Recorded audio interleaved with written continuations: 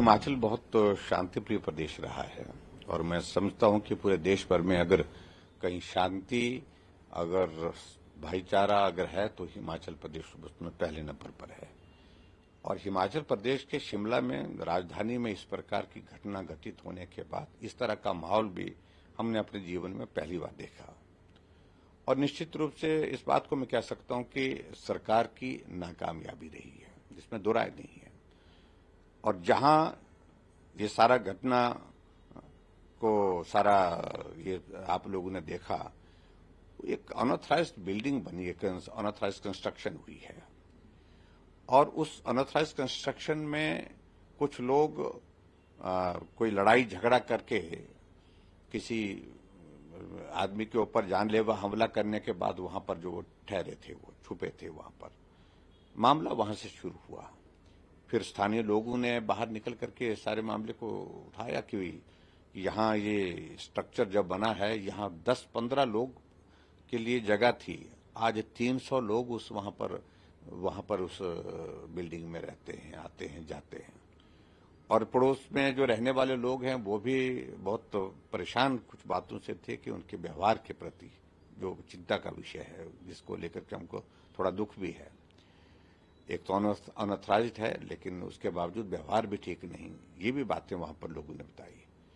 और फिर उसके बाद सबसे बड़ी बात है कि सरकार ने जिस तरह से इस सारे मामले को दबाने की कोशिश की, ये हम सरकार में है, सत्ता में, किसकी हिम्मत है, कौन आंदोलन करेगा, कौन वहां पर इस तरह से प्रदर्शन करेगा, अगर कोई करेगा तो उसके खिलाफ कड़ी कार्रवाई करेंगे। तो इससे भी समाज में एक बहुत बड़ा एक नाराजगी का माहौल बना और प्रदर्शन हुआ, और प्रदर्शन बहुत फिर उग्र भी हुआ, इसमें भी दो राय नहीं।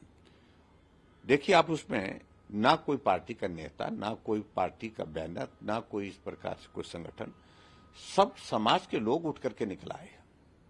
नाराजगी थी और उस नाराजगी को जिस तरह से दबाने की कोशिश की सरकार ने, उसका परिणाम ये रहा। लाठीचार्ज हुआ, वाटर कैनन वहां पर चले, वहां पर बहुत ज्यादा लोग घायल भी हुए। मैं घायलों को मिल करके भी आया, तो मैं समझता हूं बहुत अनफॉर्चुनेट सारा इंसिडेंट है।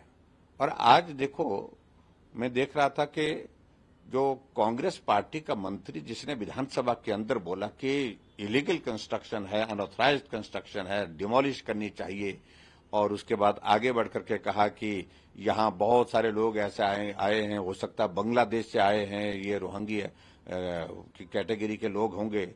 और तहबजारी में चारों तरफ जो हम देख रहे हैं कि लोग ऐसे हैं जिनको जानते नहीं है, पहचानते नहीं।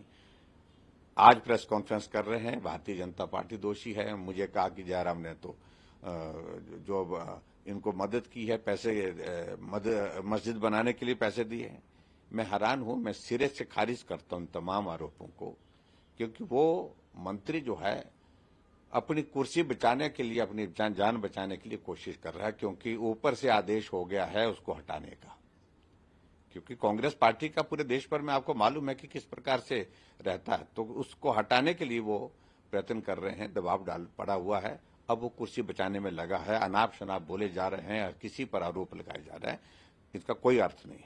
लेकिन आज तो मुस्लिम समाज के लोग भी वहां पर कमिश्नर को मिले और उन्होंने इस बात को कहा, खुद ही स्वीकार किया है, जो अनऑथराइज्ड पोर्शन है उसको हम खुद ही तोड़ देंगे।